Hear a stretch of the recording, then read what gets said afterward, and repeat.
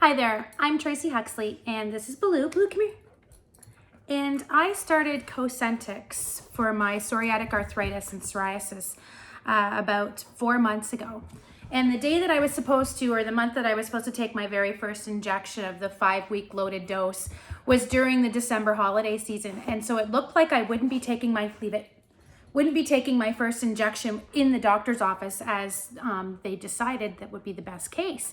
So I had to start watching some videos online to see how I'm supposed to do this properly. And they range so far on the spectrum of what I was supposed to do.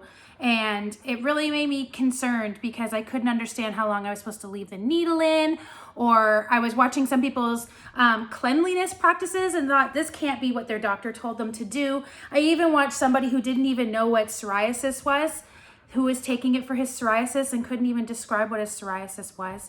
So I thought eventually I will do my own video. And one of the instructions that I got from the doctor's office nurse is that you're supposed to alternate the position on your body from 1 month to the next so that you're not always injecting yourself in the same spot. So of course I do there's 5 places. Come on, go lie down. Sit, good, down. Not under my legs, okay, fine. Yes, I am a big dog person and this is my co-pilot in life. Anyways, you're supposed to do it in, because it's subcutaneous. So you do it in your stomach, and you can do either side of your stomach, your thighs, and the meatier part of your thighs. Lord knows I've got enough meat. Or you could do it if you had assistance in the backs of your arms and where your triceps are. I don't normally have assistance when I'm doing this in the morning, once a month. So I rotate between these 4 locations, here, then here, then here, then here.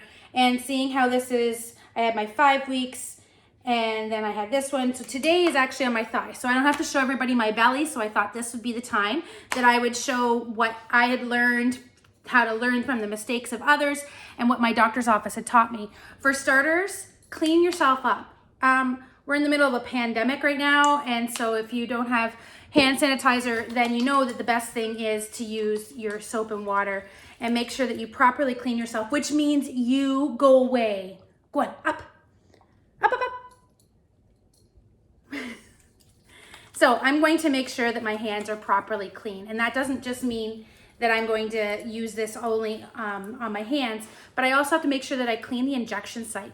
If you think about it, you're on an autoimmune suppressant, which makes you more susceptible to infection. So why would you, even for the pinprick that it is, Blue, don't knock the camera over, go lie down. Go on. Good. Relax. Thank you. If you could just see his cute face right now, you stay. All right, I have hand sanitized. The next thing that I need is an alcohol wipe. I need to clean the area of the injection because let's think about it. The needle might be clean. You clean in a big circle all around this area. But even if I had just jumped out of the shower, I could have transferred any kind of bacteria onto my skin, and the needle would push that under the epidermis and get into your skin, and you don't want to be making it easier to get an infection like you're taking an autoimmune suppressant. So I'm going to clean this area. I have lots of little freckles on my skin, so I always pay attention because I'm going to be doing 2 injections, and those injections need to be about 1 inch or 2.5 centimeters apart.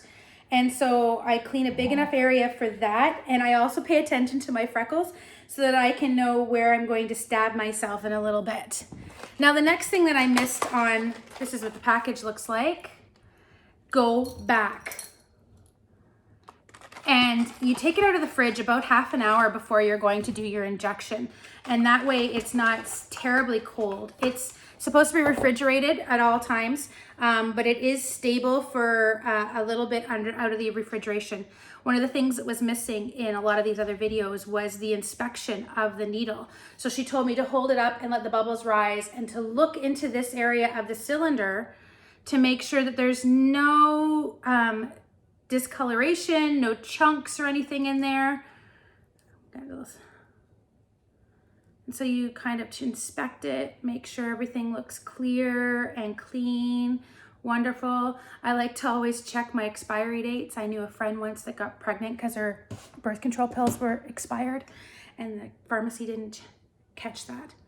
So a couple of things that I also have on hand for me right away is a gauze pad and 2 Band-Aids. I've got 2 injections that I'm going to be doing, and I'm going to possibly bleed a little bit on either one depending on how much I, sorry, there's a dog hair on my face, depending on if I happen to hit any muscle or anything, or if I just happen to hit a vein, not a vein so much as a capillary or something.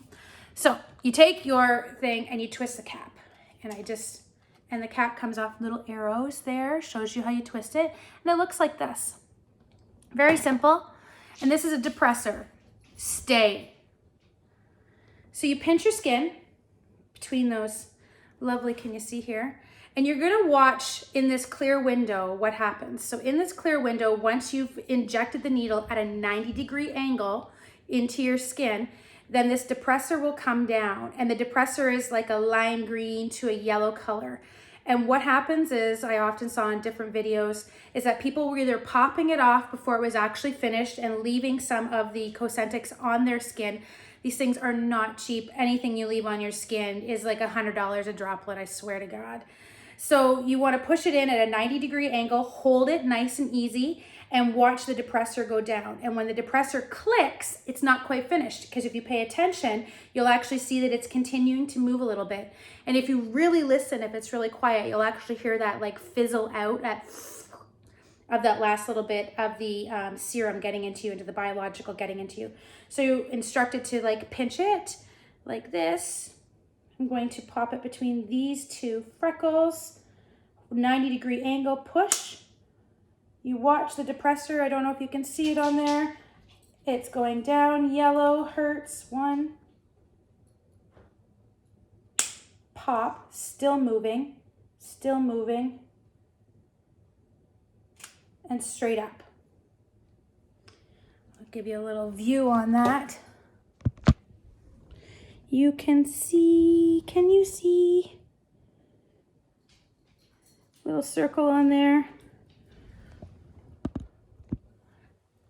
And I'm not bleeding, which is fantastic. You stay. He's so worried about me. Second one, twist the cap off. I already checked it to make sure it's clear and no chunkies or no other things in there. Stay. Back it up. Beep, beep, beep, beep. Go on. Beep, beep. He's wondering who I'm talking to because there's nobody home, so it must be him. All right, so in between those other freckles that I was talking about, and I'm going to go down at 90-degree angle. Watch the depressor go down. Watch the depressor, it's much slower here. Listen for the pop.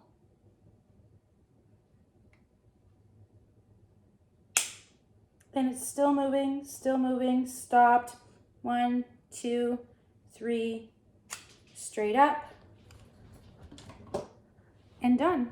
No blood on either one, which is fantastic.